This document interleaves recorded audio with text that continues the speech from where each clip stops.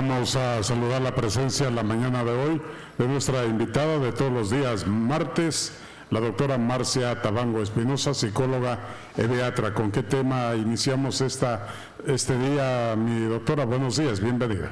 Buenos días, ingeniero. Buenos días, amigos radioescuchas. Hoy vamos a hablar sobre la ruptura de pareja y cómo aprender a sanar esas heridas. Afrontar una ruptura de pareja no es fácil. Nadie nos ha enseñado cómo hacerlo. Sin embargo, existen una serie de aspectos que es importante tener en cuenta para poner punto final y sanar las heridas. Una ruptura de pareja implica transitar por el sendero del duelo, un proceso por el que debemos pasar como consecuencia de una pérdida, ya sea de un trabajo, un objeto valioso, un piso por una mudanza, la muerte de un ser querido o inclusive la pérdida de una persona que ya no vamos a ver porque ha cambiado o porque tiene otra pareja. A pesar de que existen muchas teorías sobre las fases del duelo, es importante que dentro de esas podemos señalar las siguientes: lo que es la negación, la rabia, la tristeza, la impotencia, el vacío y la aceptación. Negamos la pérdida como mecanismo de defensa. Nos duele tanto lo ocurrido que nuestra mente y nuestro cuerpo necesitan un tiempo para digerir ese cambio tan impactante a nivel emocional. No es tarea fácil, independientemente de que sea elegido o no, por lo que debemos darnos tiempo para aprender a superar esa crisis en una fase inicial. Un aspecto importante a tener en cuenta es que en las fases posteriores, es decir, la rabia, la tristeza, la impotencia, no tienen por qué ser sucesivas. Podemos ir pasando de una emoción a otra día tras día, hasta que, una vez completado todo el proceso, se finaliza con la fase de aceptación.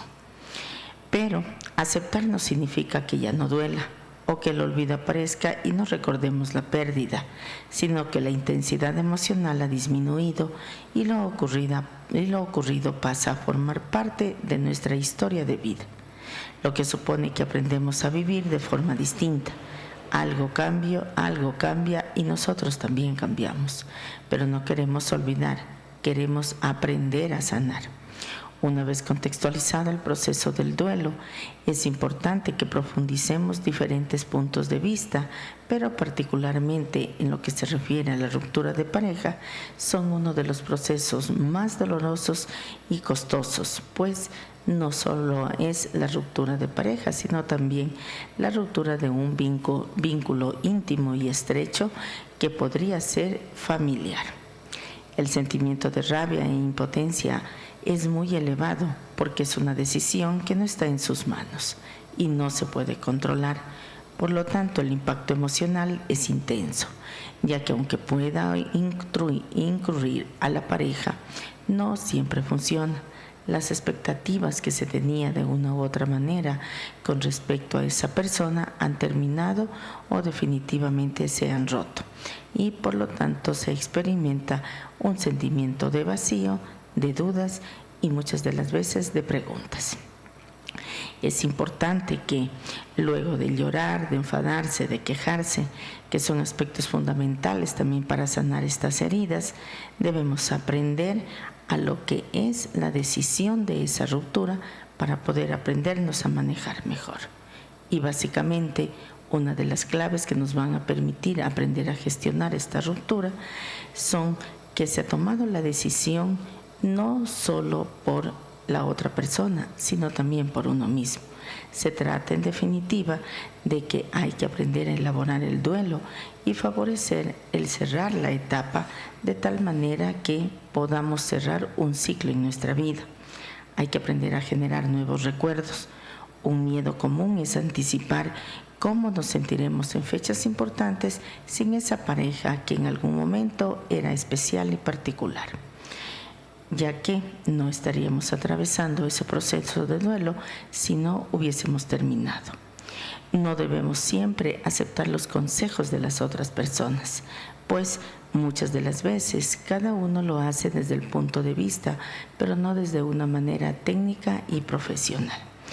Es importante también aprender a estar a solas para aprender a ordenar esos pensamientos y las emociones.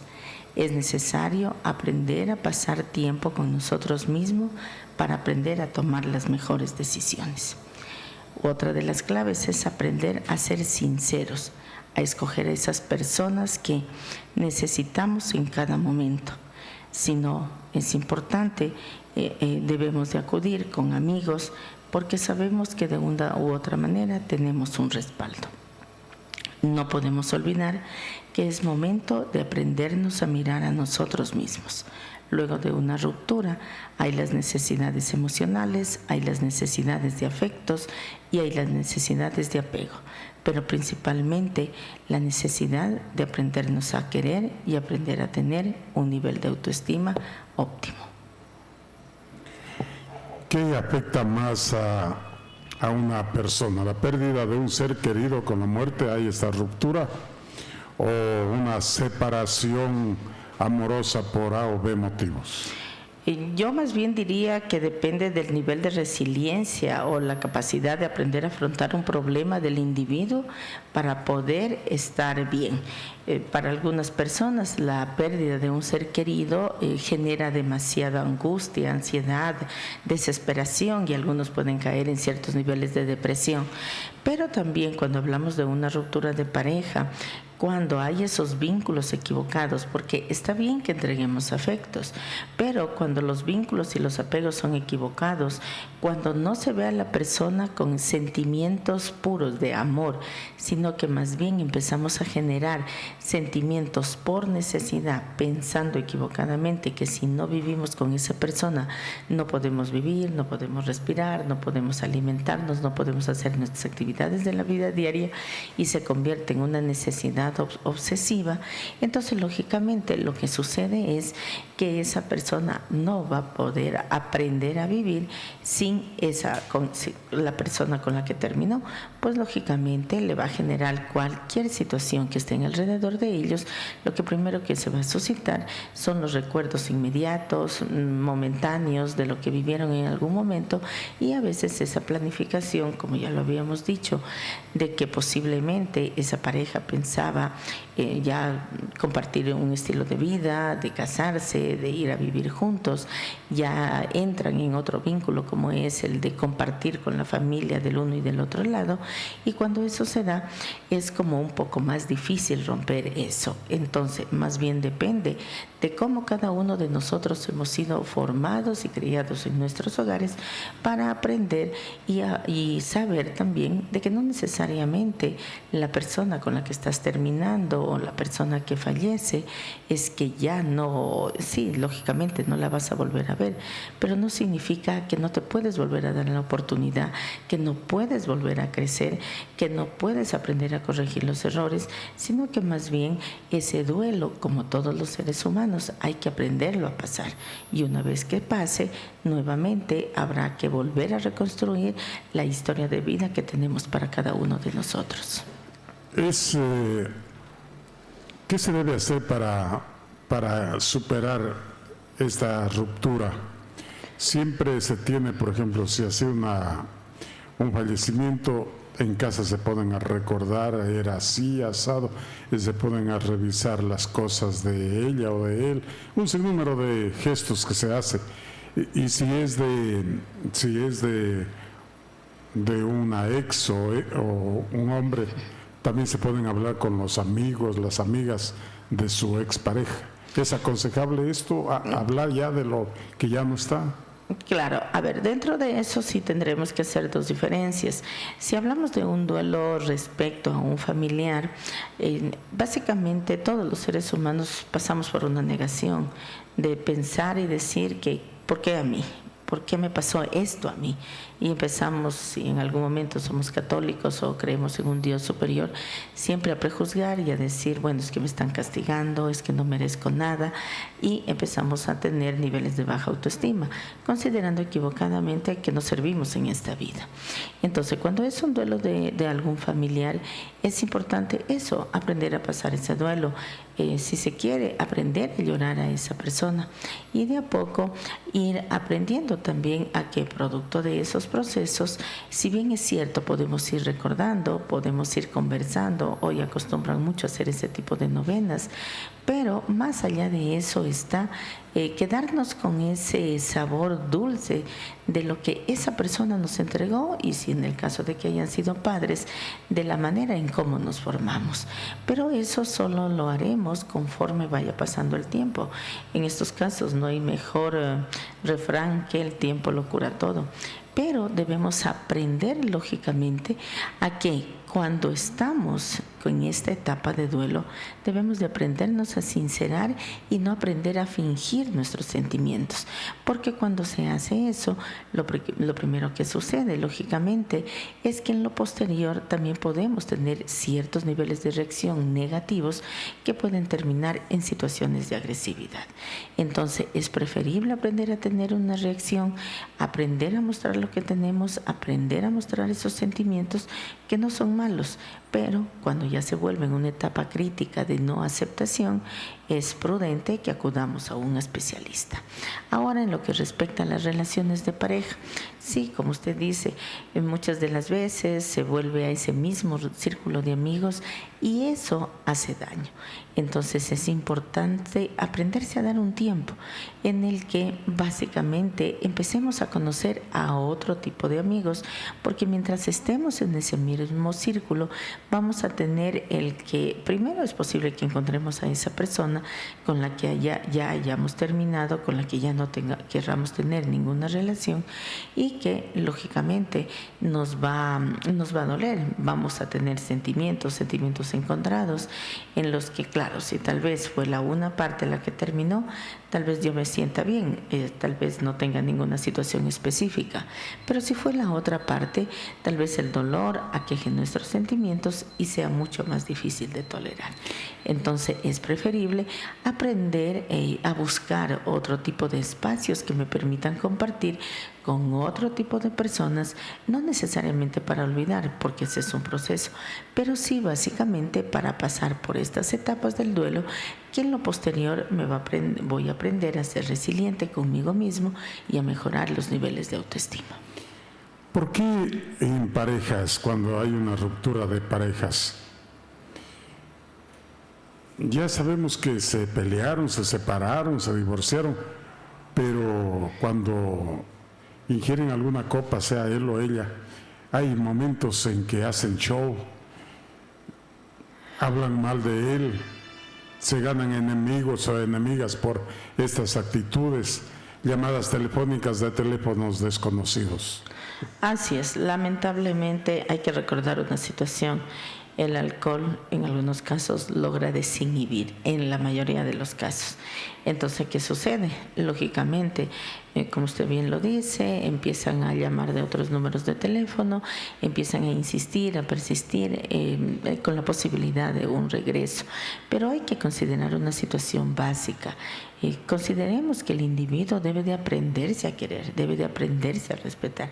Y sobre todo, yo siempre insisto mucho en los pacientes, hay que aprender a tener dignidad, porque el hecho de que usted sea hombre o de que sea mujer es un ser humano, y en el momento en el que empieza a mendigar amor, implica que yo no me estoy dando la valía que debo de tener, sino que considero que solo con esa persona, acertado en su momento o negado también en su momento, solo con esa persona puedo estar bien. No.